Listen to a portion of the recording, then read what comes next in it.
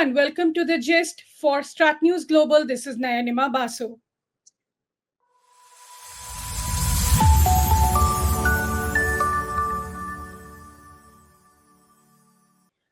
Welcome to the Gist, and I have with me today Michael Kugelman. He's joining us from Washington, D.C. He's a South Asia expert and a regular columnist at the Foreign Policy magazine. And we're going to understand from him the kind of support that India can expect from the U.S. How is the U.S. viewing the entire Pahalagam incident and whatever is going on between India and Pakistan? Welcome to the Gist, Michael, and thank you for talking to us. Thanks. Great to be here with you. Thank you. So, Michael, just to quickly understand from you, we've been hearing this voices coming out from the U.S. government, from the President, Secretary of State, and of course, Defense Secretary, since the time the Pahalgam incident had happened in April 2022. April 22. So, just to understand, we are getting all these mixed voices, right? On one hand, we are hearing President saying that this is a 1,000-year-old problem between India and Pakistan.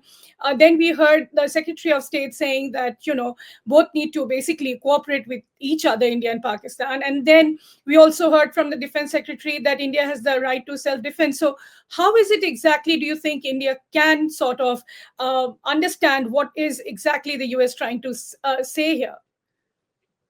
Yeah, you're very right that the messaging from the US government has been a bit inconsistent. And indeed, it began with very strong expressions of support and solidarity for India and condemnations of terrorism.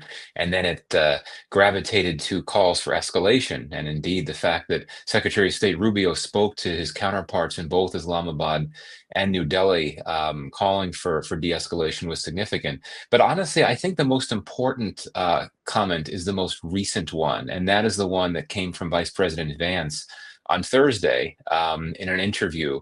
He essentially said, as I understand it, or as I recall, he said that we hope that India will respond in a way that does not lead to a broader regional conflict, something to that effect. And I think that nicely encapsulates what I assume is the actual position of the US government, and that is that it essentially recognizes India's concerns about cross-border terrorism. And indeed, I think it was an indirect endorsement of the idea that India has the right to respond based on counterterrorism imperatives. But the view is that it's important that things don't get out of control, that things don't escalate. And if you look at past U.S. Positions when you have India-Pakistan crises, there have been cases on a number of occasions where the U.S. has intervened to try to get the two sides to diffuse tension. So bottom line is, I think that this, what we heard from Vance, I think reflects this notion that we support India.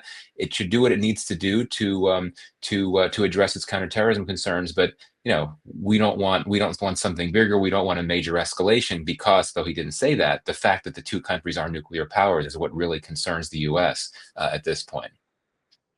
All right. But then, yes, you're right. What US Vice President Vance really said, he kind of, combined all the comments together and put it into one. And when he was also there recently in India, he made a public address in Jaipur where he clearly talked about how India and US can be together working on counterterrorism efforts. So when he says that, and also that was part of the joint statement when Prime Minister was there in the US in February, so basically, to make it simple, if there is a full-scale war between these two countries, and I hope not, but in that case, can India sort of count on US support? Or do you think, because there is this commentary in India that US will continue to need Pakistan when it comes to, launching its own kind of problems, offensive against Iran?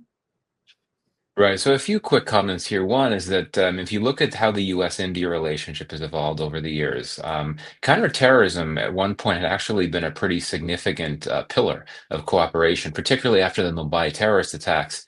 I think you started to see the two countries working a lot closer and working more closely together to try to deal with this issue of cross-border terrorism emanating from Pakistan. You're right that indeed the fact that the U.S. Has this relationship with Pakistan and continues to have one now, I think is a bit of a challenge in that regard. But I think that the U.S. and India have long seen eye to eye on the issue of Islamist terrorism, which is, of course, targeted and threatened both countries quite frequently. But I think that getting to the issue of right now, or to your first part of your question, if there were to be an all-out war between India and Pakistan, which is not likely at all, but if things were to get to that point, the U.S. would be working the phones, trying to call for de-escalation. My sense is that if you have some type of initial Indian kinetic action, you're not going to get a lot of pushback from the U.S. But then if Pakistan responds, which I think would be likely, that's where I think that U.S. interventions could come into play. The last thing I'll say here is that when Vance was in India and called Modi and spoke to him after the attack had happened, he said that the U.S. would be ready to provide all assistance. And what I interpreted that to mean is that the U.S. would be willing to help India in terms of sharing intelligence and things like that when it comes to trying to help track down the terrorists that were behind the attack on April 22nd. So I think that's what Vance was referring to in terms of immediate ways that the U.S. could offer assistance. Okay, so if I can ask you, is this a Trump 2.0, Trump's second tenure? Is it also kind of viewing the tensions between India and Pakistan as it did during the Pulwama attack in 2019? Well, I mean, my sense is that the Trump administration this time was much more quick to call for de-escalation than it was the first during the Pulwama attack. That's one thing that is a bit different. I mean, this second term Trump administration is very different from the Trump administration on many levels. But generally speaking, I think when it comes to India-Pakistan issues, fairly similar. It does seem that this time around, the Trump administration seems to be more intrigued with Pakistan. I mean, of course, during Trump's first term, things started off very poorly with Pakistan, but then things went in a different direction when President Trump decided that Pakistan could be helpful in trying to get the U.S. to move toward withdrawing from Afghanistan. But now, we've seen that the U.S. is very interested in Pakistan's mineral reserves. There's actually genuine interest there, which I think is a mistake, but there's that. And we have seen a pretty significant interest in some limited forms of counterterrorism cooperation with Pakistan. And we know this from the fact that that the U.S. and Pakistan work together to apprehend that Islamic State Khorasan terrorist. So that factor, there does seem to be the soft spot that the Trump administration now has for Pakistan, and I think that could certainly impact the calculus here. Another point I would make is that this current Trump administration wants to project itself as a peace broker. I mean, we know that one of its major priorities coming in has been to try to move the needle forward toward peace in Gaza and in Ukraine. And in that regard, there might be a view that, well, maybe we can be helpful with this India-Pakistan crisis as well. So I think those are some inputs to keep in mind. Mm-hmm. But you did say that you think of a full-scale war is unlikely. Why do you say that? Well, I mean, I think the nuclear deterrent is significant. I mean, as you well know, since both countries formally became nuclear states in 1998, the clashes, the conflicts that there have been relatively limited and brief. Most recently 2019, 2016, and despite all the saber rattling and the tough talk and the threats coming from the two sides, I don't think either country wants an all-out war. I can't imagine that either country would want a war, much less could afford an all-out war at this point. Mm-hmm. So, if I can ask you again to emphasize how important is Pakistan now for the current Trump administration? Because there were these reports, and of course unverified, that the US has probably again gone back to Afghanistan, reopened the Bagram air base, and it seems that some kind of dialogue with the Taliban is also starting. So, is the US going to again go back to the same kind of AFPAC policy? No, I don't think so. I don't think this administration is that interested in Afghanistan, quite frankly.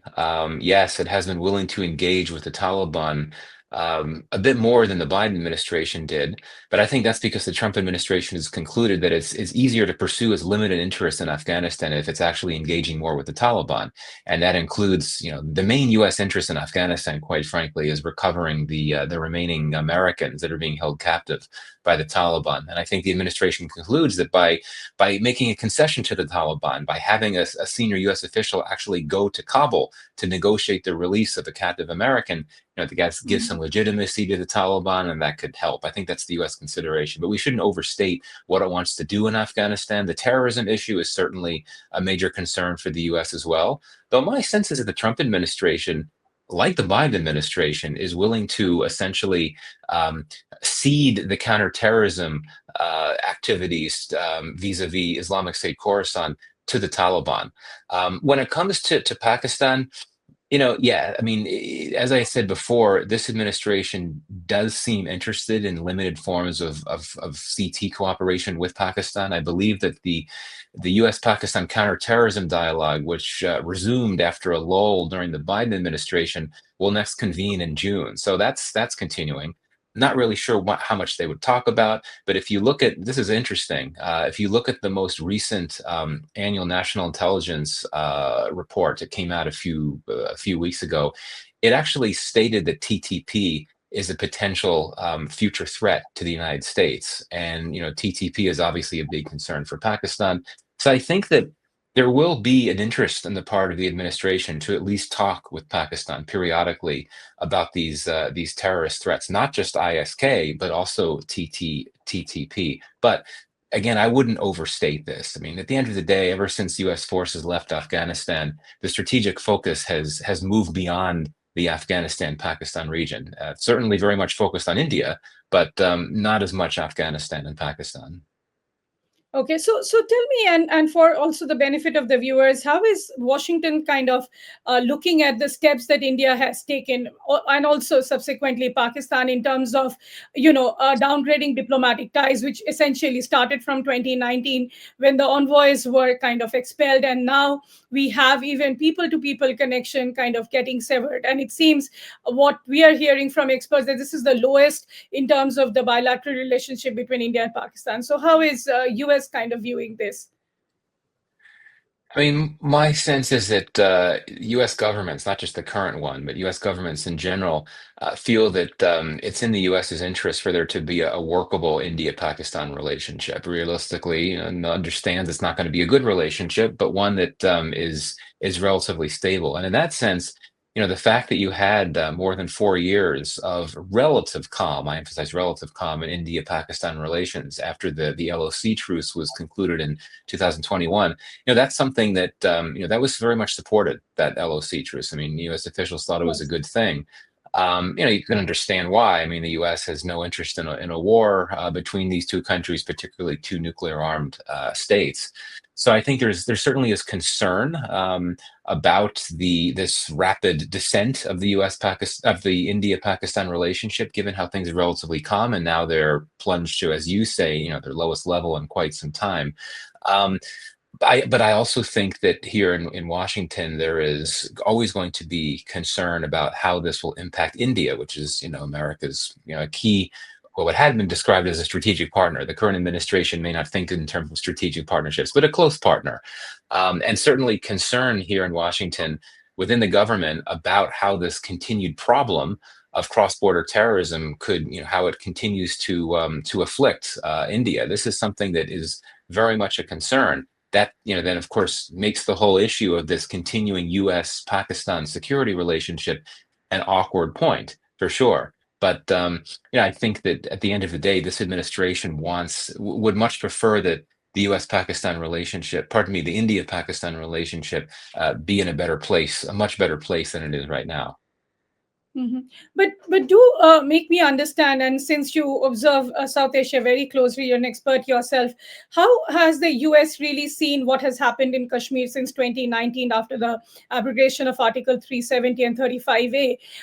Did the U.S. also kind of was convinced that normalcy has returned in Kashmir, and the fact that in Jammu and Kashmir overall infiltration and terrorism has come down? Was U.S. also convinced around that, and do they feel that probably that's kind of that was incorrect?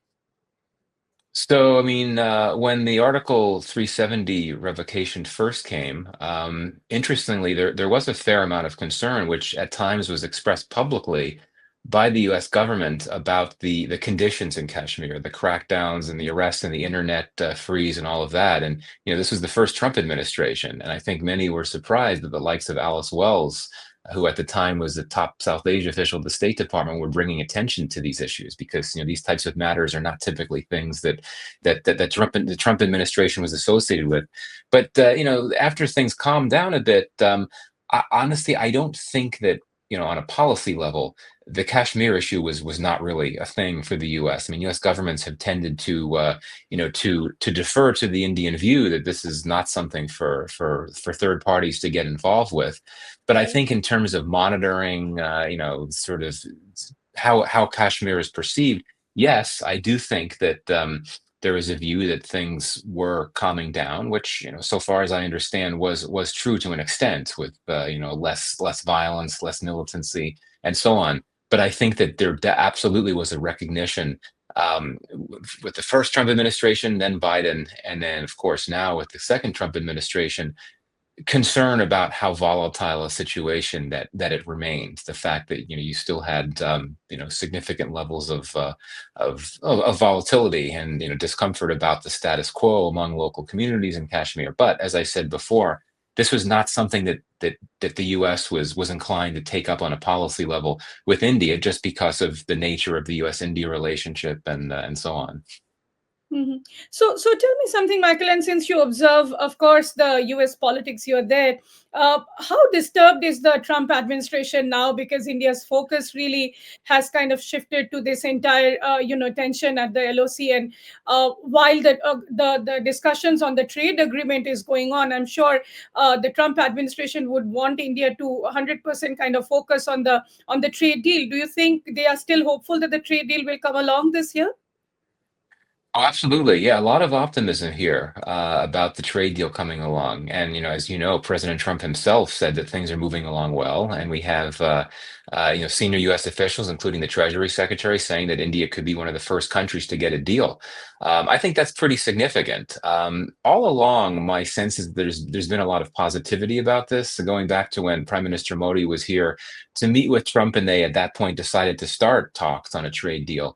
The messaging I'm hearing is quite positive. I mean, I think that these are tough negotiators with the Trump administration, and they said that everything will be on the table. So that means that they're going to expect that India would be willing to loosen protections in sectors that are politically dicey, like agriculture, for example.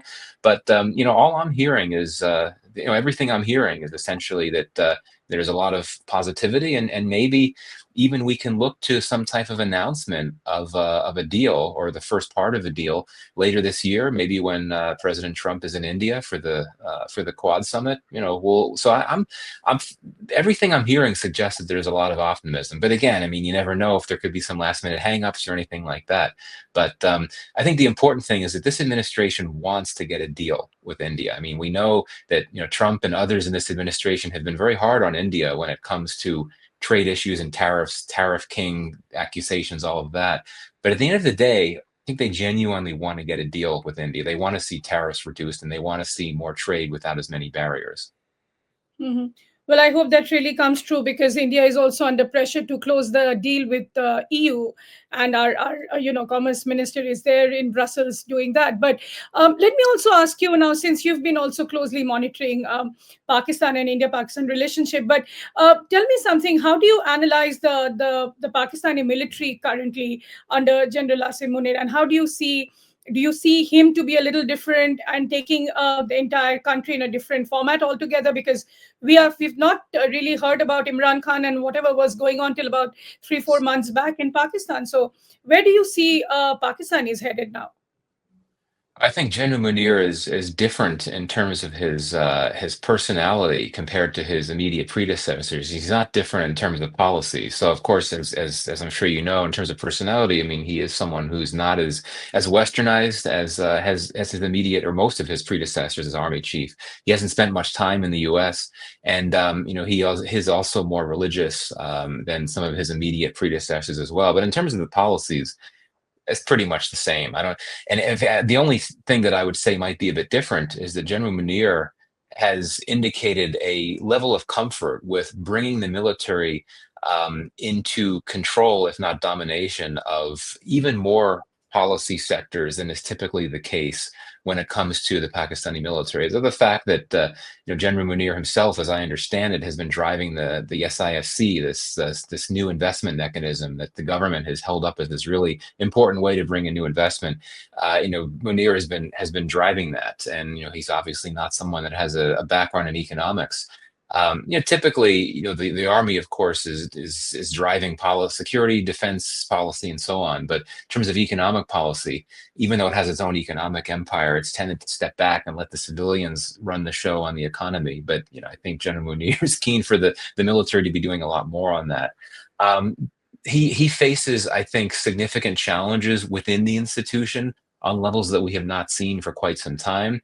That includes, some divisions. I mean, as I understand it, quite a few officers, mainly on the lower ranks, that are not happy with policies toward Khan. And of course, Munir also confronts significant levels of anti-army sentiment within the Pakistani public, again, because of the Imran Khan factor. But at the end of the day, I mean, I think that he has things where he wants them. There is that essentially, a civilian government that's relatively weak, or not weak, but is willing to be pliable, and influenced by the military. He has that. And the prime minister is someone who, unlike Imran Khan, is not going to try to defy what the army wants it to do. Khan is of course in jail, and he has many charges there. So I don't think there's any way that he's going to be in a position to get freed from jail anytime soon. Very strong clampdown now, which has meant that you don't He's really not have going to be out. mobilization. Sorry? You think Imran Khan is not going to be out anytime soon? I don't think so. I mean, he was given options. He was given an opportunity, as I understand it, to go into exile or to go into house arrest and not talk politics, but he wasn't going to accept those things, and the army is not going to offer anything else. So, yeah, I don't imagine anything changing in that regard. So, yeah, bottom line is that the General Munir has things where he wants them, and I'll say this, coming back to the current crisis with India. If there is Indian military action in Pakistan, I would argue that Munir and the army, and really the civilian leadership too, could actually benefit from that, in the sense that there would be an opportunity to rally support, within the country for the need to defend the country in the face of this new Indian threat, and that would be very helpful for civilian and military leadership that is not terribly popular in Pakistan now. Sure, Michael, and I know you have to go. This is you're just starting the day. But my last question to you: where do you see India-Pakistan bilateral ties, headed from there? I mean, now in 2019, the trade got suspended. Of course, diplomatic ties were downgraded. Even then, after Pulwama, people-to-people connection was there. But now the sealing of border, Pakistani nationals are being asked to leave. Families are getting divided. So, do you really see any kind of recovery happening, or do you think this will not happen, at least maybe in the next 10 years? I think that depends on how this crisis evolves. If it does lead to some type of conflict, I think it would be more difficult to come back from that, to come back from the brink, so to speak. I mean, as I understand it, the military hotlines remains open, at least for now. I think that's very significant. But I would say, going back to what you noted earlier, I mean, the fact that the Indus Waters Treaty has been suspended, the fact that the Simla agreement has been suspended, those were mechanisms that endured even in the worst times of the relationship. They provided mechanisms for some form of communication, cooperation. With those off the table for now, I think it could be very difficult to muster the diplomatic space to be able to work through things and get the relationship back on track. So, I think that it's going to take a long time to recover.